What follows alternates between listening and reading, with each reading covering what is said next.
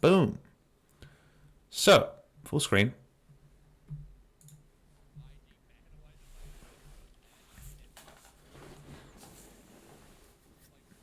Game number 3, IG versus RNG review.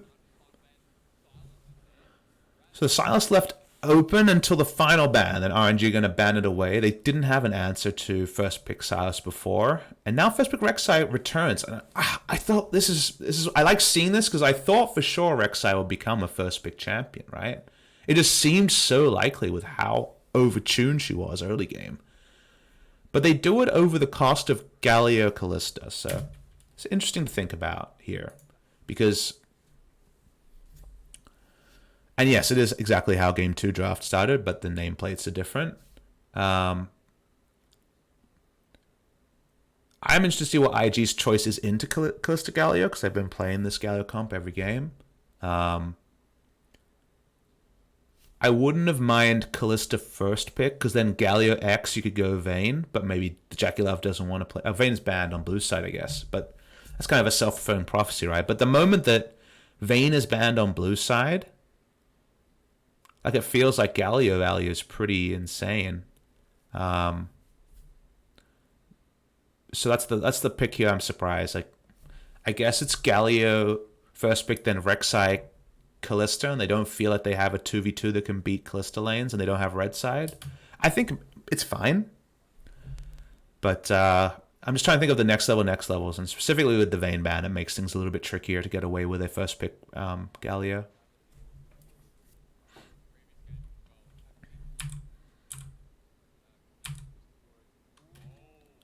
Wow, Braum Ashe. Now, Ashe is really good into Kalista in the LCK. It's actually been something that's worked very reliably. The ability to just outrange Kalista for burst trades, auto W, rather than just be like sitting and eating rend damage, for example. Not normally a pick you'd think Jackie Love will take, because Jackie Love's positioning in team fights is really polarizing. Like, he gets himself into just the craziest bad spots you could imagine, but in general, this is a really good draft if you want to play aggressive, because you can poke out and get priority on Kalista Galio as Ashe Braum, and then you have Hawkshot to help your Rek'Sai. And Rek'Sai with Hawkshot, it's not possible to counterpick a jungler here to get ahead of that. That was very interesting. So the Olaf is just strongest possible. Skirmishing as an answer. For example, doesn't take Lee Sin here because he's, of course, aware of the matchup against Rek'Sai where Unburrow kind of stuffs all of your engage. So because of that, goes Olaf for tempo, but with no lanes drafted just yet. So they're going to have to blind pick at least one solo lane unless Galio is going in a lane. Bans here from RNG are pretty smart. You notice they ban away the Rise. Interestingly, they don't want to pick the Rise first here.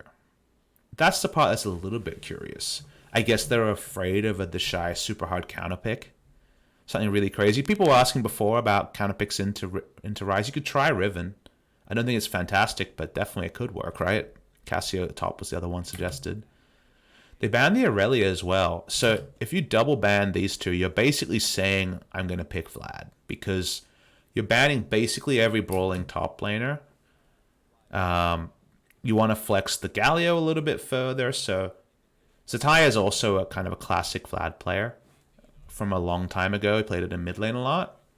And let's see what the answers are here. You want to pick no one that gets smashed by Vlad. Kennen can go AD and win the matchup against Vlad. You can go AP and then with the right gank assist also pull things off, because you can build Morale and Omicron pretty naturally, but Vlad is considered a Rise counter. Vlad is considered a Kennen counter pick unless you go AD. Just because of how trading patterns work. And they just go Zoe. So we'll see if it does end up being AD Kennen. That's the only way you can win this matchup. AP Kennen loses to Vladimir pretty hard. I'm willing to listen to any pro players that want to come back and disagree with that statement. But that was the classic analysis of the lane. I don't think Vlad's changed enough, and Kennen certainly hasn't for it to change. So I'm a big believer that Vlad top laner smashes Kennen. We'll see if there's any changes here. It does end up being Galio mid lane, so it's a matchup against Zoe where you won't have kill pressure early, but this is good matchup scaling for Rookie. It's a matchup that he was on the receiving end of against TOP, where Knight solo killed him on when he was on Zoe and Rookie was playing Galio multiple times. So it's a good scaling matchup for the match. And then top side, yeah, some people in chat talking about Klepto. Klepto does throw off the matchup a little bit because you can get bonus gold here in the times where Vlad doesn't actually do trade damage. But it's going to be AP Cannon. Going to be more about Windows. Good scaling matchup for Vladimir, but as you know with all of his matchups, it's not much to write home about earlier in the laning phase.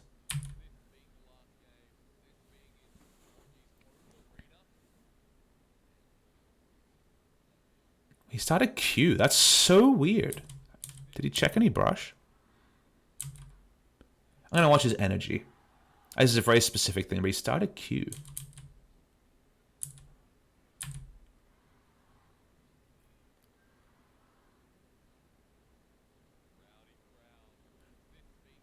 That's...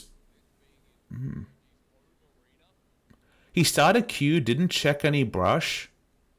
That's so weird. Why would you not start E in this matchup?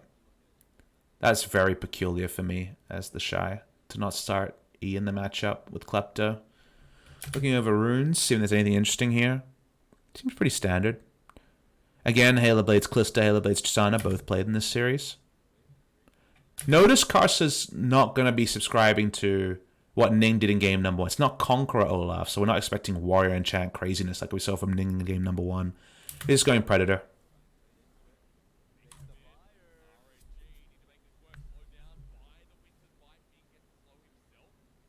People are saying he went Q as soon as he found Vlad in the brush, but E, of course, is going to give you more reliable ability to proc there, so I just don't see it as a start. It doesn't end up mattering too much, but I'm still a little bit perplexed by it.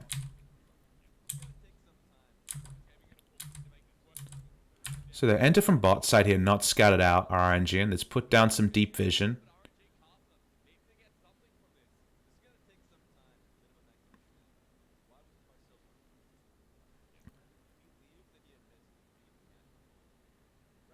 Really heavily trying to shut down Rek'Sai with this invade. Because it's not about vertical jungling necessarily. This is purely about making Rek'Sai fall behind for RNG. Not often you see these sort of entrances. It reminds me of like Amumu in solo queue 4 or 5 years ago when it comes to like really trying to shut down a jungle clear. Rek'Sai has flexible clear options, but they want to make her predictable.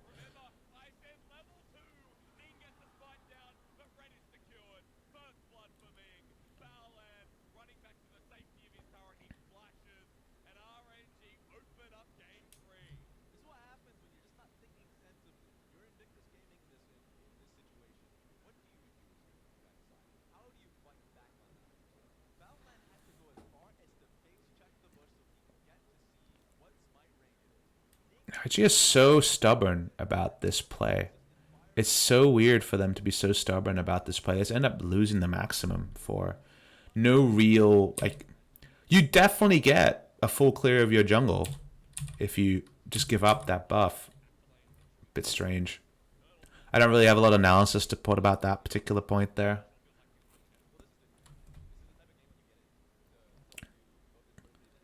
RNG late invaded to put the Rek'Sai behind or force her into some suboptimal pathing, and IG just committed for far too long in order to try to make a play there.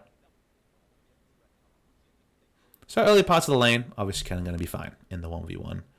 You scale into this being a good matchup for Vladimir.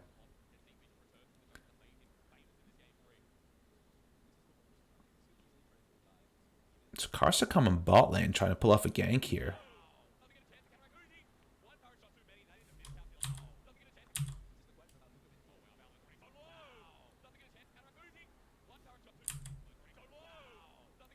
Wonder why Uzi takes the extra turret shot here. Does he just think he's out of turret range?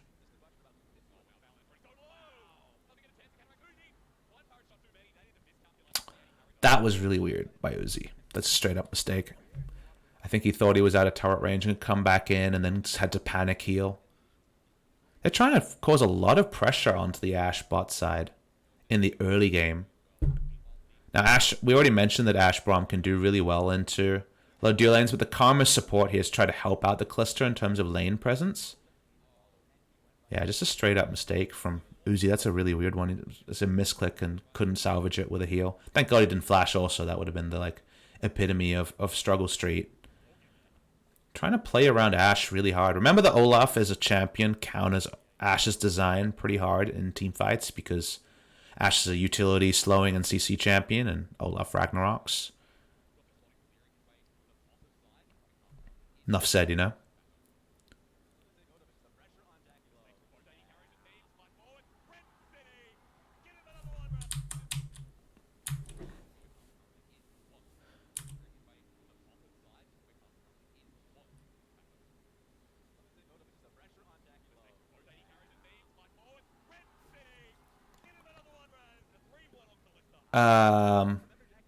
Yeah. I think Papa's Fiesta is the right thing to say there. The Karma does turn around the lane quite a lot. The Ashe versus Calista interactions we see in the LCK are with tank supports, but yeah, it just runs them down for a double kill. So bot lane's over is what you see from that when you see a moment like this. They really, really want to get the push in. They're so scared of a freeze, but then they both have flash up. It's really peculiar play by Jackie Love and Balance. That's why we were surprised to see the Calista. Again, you know the matchup from LCK, but Ashe doesn't strike you as a Jackie Love champion. Finding pressure around bot lane as well. Things are looking really good for RNG and a lot of the map. Notice to Vlad.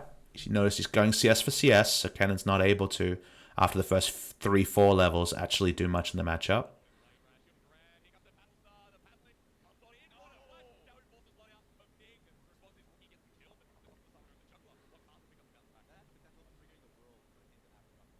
Mountain Drake for the mid lane gank to happen. I think you take the Mountain Drake there. Zhao doesn't have teleport, so I guess he gets to mid lane a lot later. Karsa's still here. Karsa's really doing some stuff here. Let's watch how this happened.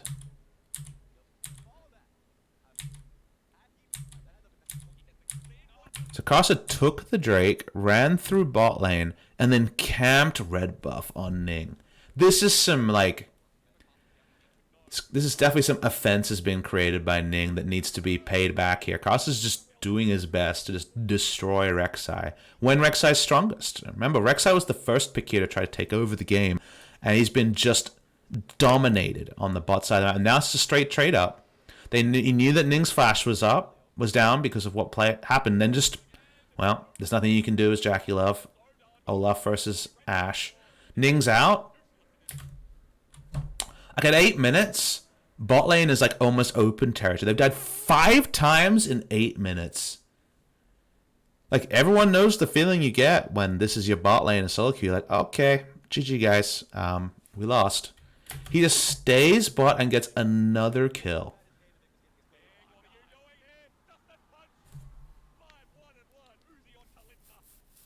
Like, how does it feel to be the Shy at this point when you're 0-0-0 and your jungle, AD carry, and support in the bot side of the map have died 8 times? Like, suddenly, this game is like, RNG is so far ahead. Like, it's not actually so far because gold doesn't work that way in the early game. But Karsa is just smurfing on IG so hard. Shout out to Karma.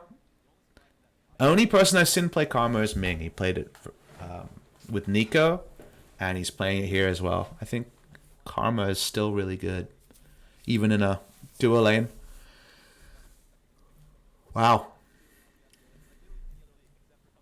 I mean, you guys are making the better JG win situation jokes here, but Karsa has put on a pretty impressive tent bot side, and everyone wants to come see it. Like, it's a show. He's put on a show because I just want to attend the show and die multiple times. Here's Karsa again.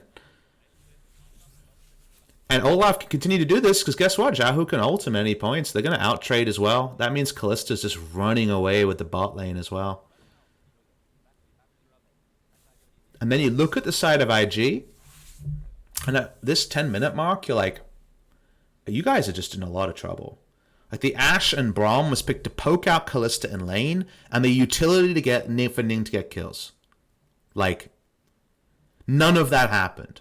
Couldn't poke out in lane, got 2v2 killed into losing turret at 10 minutes, and it doesn't matter. The Hawkshot's got them no value. Their Rek'Sai keeps getting murdered. Like, at this point, Ashe, Braum didn't do what it was drafted for. Rek'Sai first pick can do nothing. Like, they have nothing going for them in their comp except the fact that they got a 400 gold lead in mid and 800 gold lead in top.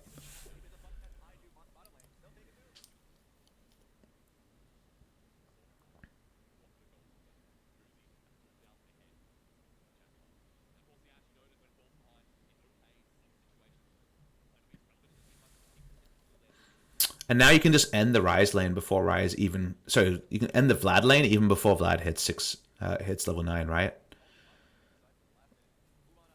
You can do a lot of different things here when it comes to lane assignments. As RNG, like, you don't feel great that the lane's being ended, but IG is first swapping from behind just to try to find something, which is to put Vladimir back for a little bit. At least I get away from the game being played in bot red side jungle where they died 8 times, right?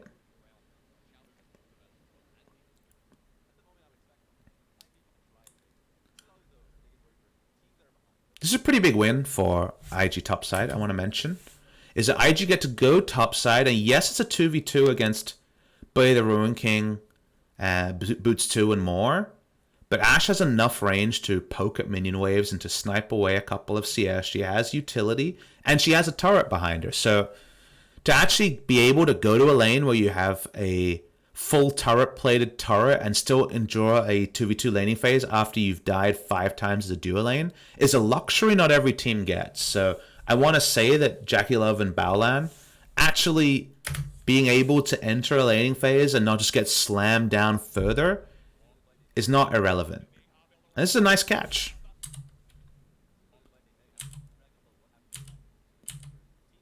So Yahoo walks up in an area where, you know, it's his red side jungle. He slowly kills a ward, but this is actually a really nice collapse from Ning, you know? He's still trying to make plays happen, so I can respect that quite a lot.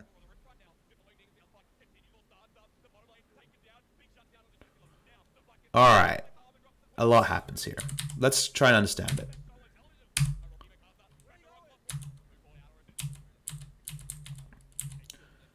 So already we're like, alright, you're in a pretty good spot as IG relative to where you should be. So Jackie Love and Baolan are in a 2v2 lane, in a lane that has a turret up. Remember, if they went back bot lane, they'd be dived relentlessly. So that's pretty good. Some wards are put down. When was this vision put down? Control ward... The blue control ward has lasted a while. Rookie walks up and puts down a ward. It's spotted, of course, and the control ward is put down by Karsa. So it's definitely a back and forward in terms of how the vision around where this first Galio pick happens. This laning phase is actually okay for the side of RNG. Karsa coming into lane is a bit weird. He doesn't even have... He actually... When does he proc... So he used Predator earlier. Okay, so Predator's down when he comes to make his play up top side. So the vision was contested and replaced top side, next to the Galio, as you can see on the minimap. And that's where Zoe starts to walk to.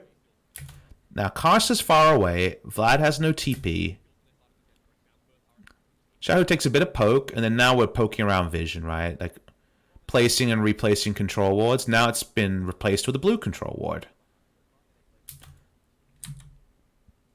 In this whole time, they have no idea where Rek'Sai is. And the Shy is about to get TP, and Zatai is not. So Xiaohu makes a really curious decision. He walks over to slowly, with his base attack speed, take down this control ward. In the one area where he has no one that can respond to him and just straight up dies. That's just a mistake. Like, you should not be making that play. I was trying to see Was there any way that he could have anyone help him? And the answer is no. Strictly on chat, Casa probably thought Rek'Sai would hide top with IG bot. That's possible, right? But what does killing this control ward do for your team? It's on your side of the map. And, like, yes, if you got it for free and took no damage, you could ult top more reliably. But, like, it's your red side jungle. So, and the action's not happening here anyway. So I just don't see the best case scenario for the Galio. He just straight up dies. He has no tanking items. He has a blasting wand only. So that part I think is just... It's like you zoned out too much in this particular area. But then watch what happens elsewhere. Uzi and Ming, they control the river mostly for vision. So this part you understand. They walk down. And they actually get perma-CC'd to death. Watch Rookie here. Understand it. Walks in. Uzi just dies for free and gives a huge bounty to Ashe, and then obviously Karma can do nothing. How much of this play happens if Galio stays mid? Like, if you watch what the minimap shows, they only start walking over against Braum Ashe because Galio got caught. And then everyone goes too deep, and Uzi and Ming... Again, it's the problems of someone else's mistakes spill over, and it makes everyone look silly. Because IG get the most out of what they have, some crowd control and outnumbering, and RNG get nothing. They have no Fate's Call used, because Fate's Call person goes down first. They have no Hero's Entrance used, because they went down first, and Zatai had no way to get there.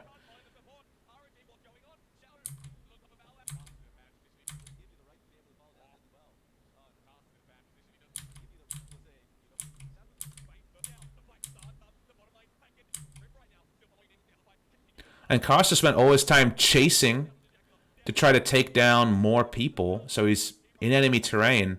He could have recalled at any moment. He would have been fine. He's playing around 2 control wards, I guess. That's why he does the play. But then he just gets... Oh. Man. So he walks up because he has 2 control wards, and then gets, you know, you just go over the wall as Rek'Sai. Like, if Rek'Sai doesn't have that ability, yes, it's fine, but it's just so straightforward. But, like, the amount of unfortunate events that happened in a row is, like, an atrocity. Consider what happens in this play. If Galio doesn't walk up, we're going to go way back in the past. If Galio doesn't walk up, just to be clear, nobody dies. Instead, Xiaohu walks up and dies. Okay. Because of that, Ming and Uzi both die. As we know. And then Karsa tries to poke around, I guess, a Rift Herald. And dies. And then Galio teleport flashes in. Rather than dying for a second time. Like, this is an epically massive throw. Just to be clear, we're at 23.4k gold, 22.8 at 13 minutes 18. So RNG ahead in goal. Before this whole play happened,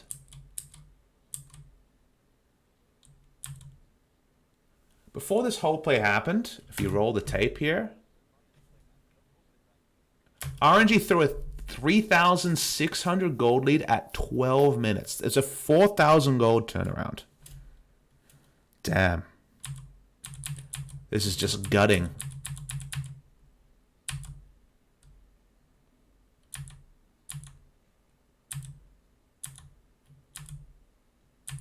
Just not quite, a little bit less than that, but basically gold parity, right? It's like 3,000 gold turnaround overall from IG, who just had so few good decisions. They went top lane, and the fact that they were going to get a safe 2v2 was more than I thought they deserved. Instead, they were gift-wrapped. 4 kills and multiple flashes, and it doesn't put them ahead, but it certainly puts them in a really nice spot now, because they're going to be able to trade objectives that before were impossible. The Shy and all the Madness was able to pick up a lot more CS than Zatai. It's kind of curious to see. And before, like, this game from RNG was supposed to be super controlled, super predictable, like RNG prefer to play, where They rotate around, and you better come stop Uzi from taking all your turrets, and then 3 turrets are down, and they make the game about Baron with a Vladimir flanker. That's the kind of game they wanted to play, but the amount of map pressure you cede when you die that many times in a row, and when there's been a 3-minute timing window where they could never actually put like a support and a tank together to put down wards, means that suddenly IG can return to their original analysis of using the Rek'Sai aggressively and using the Ashe to get picks. Like, the game plan should have been just completely a beta. We already said that we felt like this draft was for naught at some point, and now we're getting moments like this where they're able to pick up a Rift Tower that shouldn't have been theirs. They're able to poke around and take objectives in the face of multiple members of RNG. Like, this game went from such an easy win to such a struggle of a game. Oh, but Ty gets backline access, which is big.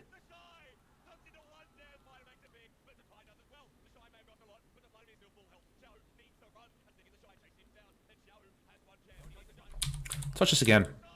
I was focused on the Vladimir because my eyes always go to Vladimir. Let's watch how this play happens. So I want the secondary charge on the Rift Herald, which they get. Casa coming into the back as the Vlad is coming in as well.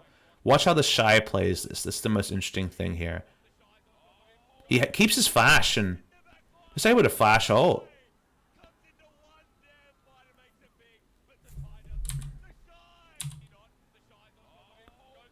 Uzi actually attacks into him. When was the flash used?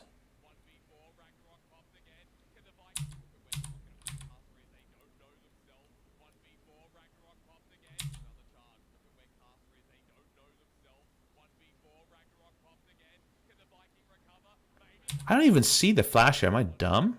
Oh, the flash is there. It looks like a hop. That's amusing. You guys see this? He flashes now, but it doesn't look like a flash because he's already queued an auto attack. That's really weird. But he had just flashed in vision of the Shy, so of course he just ults them. And like, he doesn't kill them solo, but the exhaust is not going to be enough there. That was a really weird animation. He flashed in place. I mean, yeah, I guess so.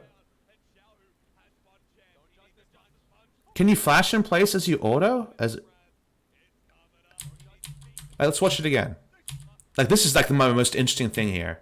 Because I was like, oh, he didn't have summons. And like, oh, he just flashed. Watch.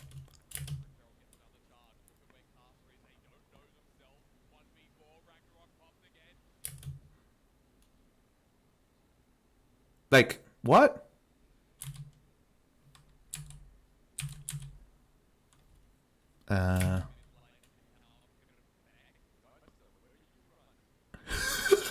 Wow. Raz sounds so much more intimidating in like 0.5 speed. Raz, where you running?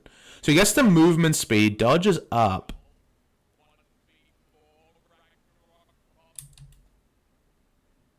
Anyone know what happened here? I don't know, man. I'm trying to understand what happened. He has movement speed buff from the Karma.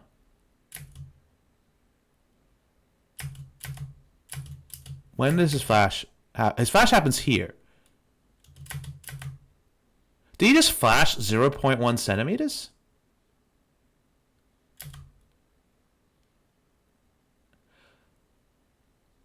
What happened? What? I don't get it. He's like full health, so it's not like fat fingering heal or something. What the hell? And the worst thing is that whether the Shy had it exactly in the middle of his screen or just saw the flash on the ground, he gets the double confirmation because Zoe's in the game. What? Alright, I mean, maybe it's a visual bug, but it really didn't look like a flash, and then it looked like a flash auto, and then maybe, who knows? Obviously, it's a fail in general, right? It doesn't work out. I feel like RNG should have won this fight really hard. Like, the chances of the Shy being able to front door flash in and get that much damage and relevancy off is so low.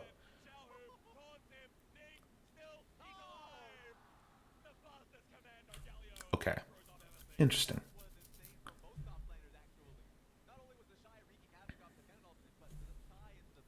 Interesting, guys. Interesting. Let's see if this angle does anything different. It looks more like a flash that time. Again, I assume it's a flash and queued auto attack. That was my first thought, but in slow motion it becomes hard to tell. The Shy gets way too much value out of this. Like, it's so obvious what he's going to do. When Uzi's flashed, like, you're always going to get two people there. So, very peculiar.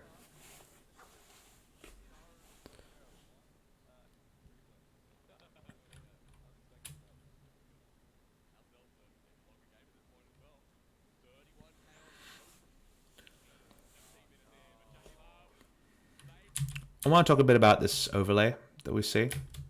Remember that RNG got bot lane turret at 10 minutes, and in the subsequent 3.5 minutes weren't able to get another turret plate because of how bad they bozed up or stuffed up the top lane play.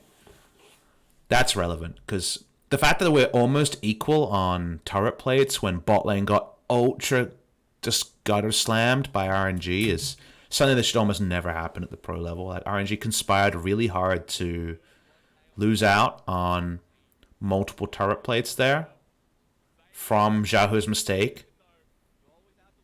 That's why this gold is so competitive.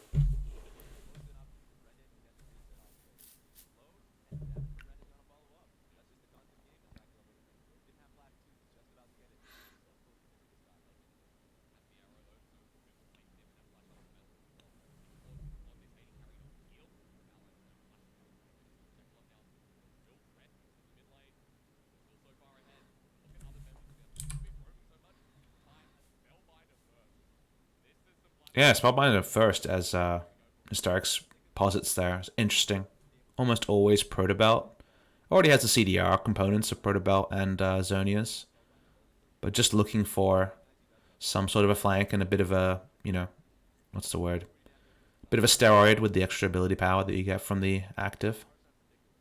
Compared to the Shy, who has been able to mainline 2 items, and I would definitely say is more reliably strong here.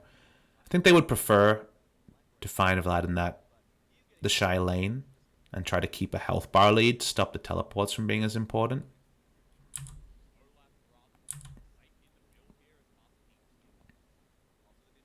But with the item lead, it's pretty tricky for Zatai to do too much. Galio walking down.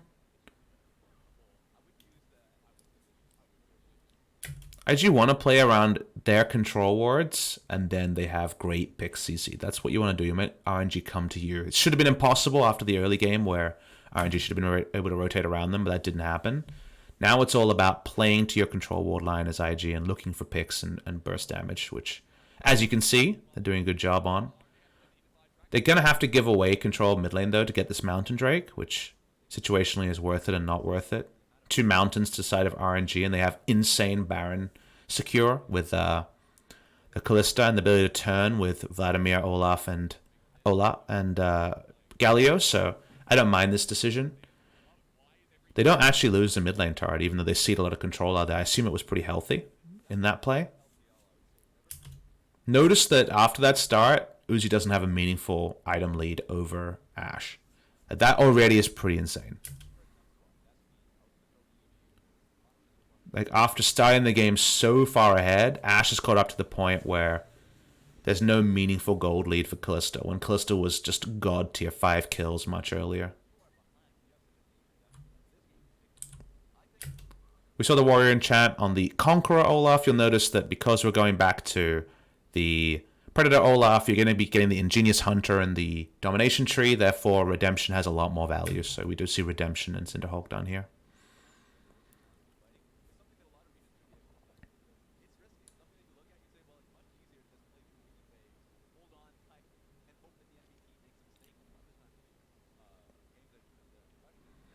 It's hard for RNG to do too much now that the laning phase is over and they couldn't get a lead there, because hard crowd control, they got nothing. They got Galio if you face check him, and just some soft CC. So actually RNG can't force too much outside of stuff like this, with like turret diving onto an Ashe. Like, that's when that's one of your best moves. You can see that's a struggle, and when they actually roll up to try to outnumber in lanes, they're not actually threatening anything because they're not long enough range to actually force something to happen.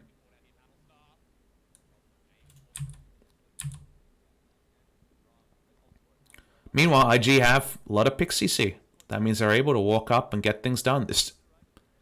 It's frustrating because, like, we were talking so long about how things were really set up for IG to not get anything out of their draft because RNG did so well in shutting down any relevance of specifically Ashe, Brahmin, and Rek'Sai. But the map state that should have been smothered away from IG never happened because RNG made so many mistakes. And now we go back to our original analysis of liking the strongest kind of tier list jungler plus the utility crew of Ashe and Braum. The outscale potential of Zoe and Vescalio in the 1v1. And the only thing that RNG have going for them is the Vladimir. And so far, the Shy has been able to really subvert what is a tricky matchup. All right, well, Ning just suicided.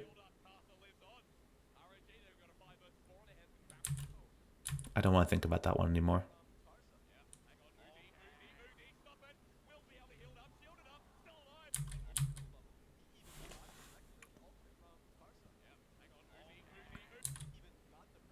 So what happens here? He takes the regular stun and this basically straight up dies. It's a really big mistake from Uzi on the Kalista.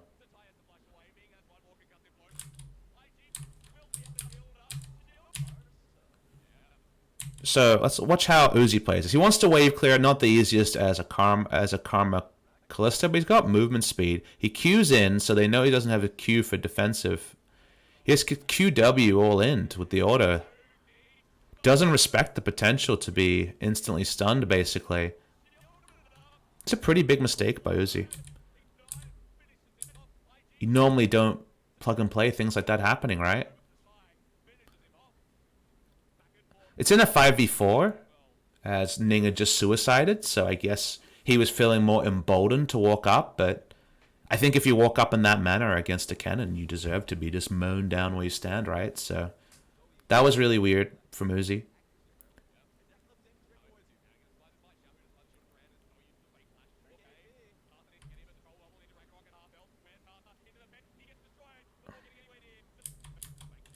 Alright, how does this Baron contest happen? Now, they're down 2 members, so of course he only runs at Baron. Let's look at item timings. See if there are any control wards and stuff up. Olaf starts the whole play with 1 control ward. None on Gallia, none on Vlad. They don't get any back timers because of what happens. Olaf recalls, so I assume we'll have a control ward on this back. Vlad runs down. Vlad's not there because he's on a recall. This is a really good Baron timing from IG. All RNG can do is try to threaten around the area, but you notice they can never even, till the end, get a control ward in the pit, and doing that, they have to suicide to do it. A lot of cleanup kills here for IG. They're able to use their comp and the pick CC they have, and the enemy's lack of pick CC, and with no pick CC and Kalista dead, like, the enemy comp doesn't do anything. Realistically, it's just a frustrating game because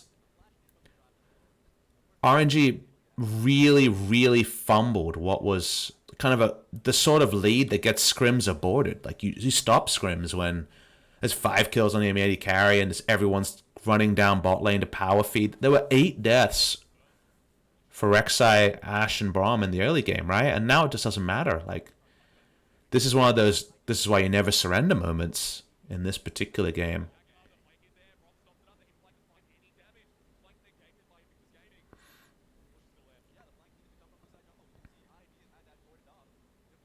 Yeah, with the Baron buff, RNG have no wave clear, so it's Baron buff Zoe against no AD wave clear on the enemy side. Uzi's not going to walk up a second time without flash and die, so they're going to lose a lot here.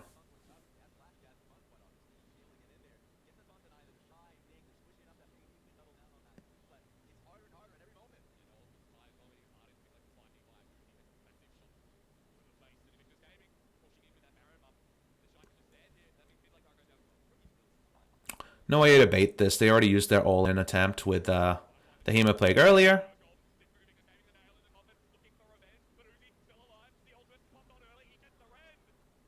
Yeah, it's just simple. This is gold lead, just closing games, not worth going over here. Yeah, it's really, really poor play from RNG in this series, and they actually go on to lose to Sino Dragon after this. RNG just seem, oh, so strange. I think IG was comfortably better than RNG this series, and that's in a series where they just run it down in this game at the start. And they also, in game number 2, were comfortably beaten. And yet, I look at RNG's problems and see that they were a little bit less good at closing out in game number 1. In a similar scenario where IG just smashed RNG.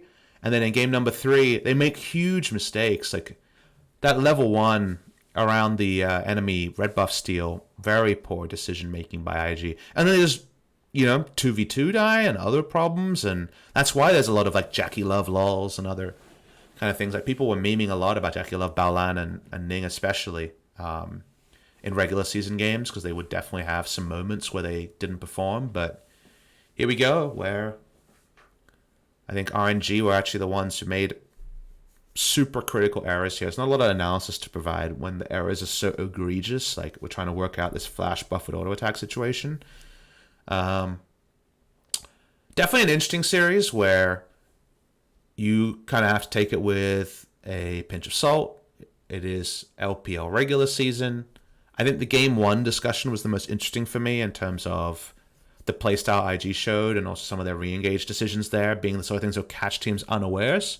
But also, I think if IG plays like they did in game number 3 here, in a best of 1, like they do lose to Origin, Fnatic, Griffin, SK Telecom. Like I think a lot of teams close game number 3 pretty easily. So definitely not a flawless system when you're going to play super aggressively, and too boneheaded around their early objectives. But otherwise, yeah, IG take down RNG, but not too much to glean from game number 3. This was a really peculiar one.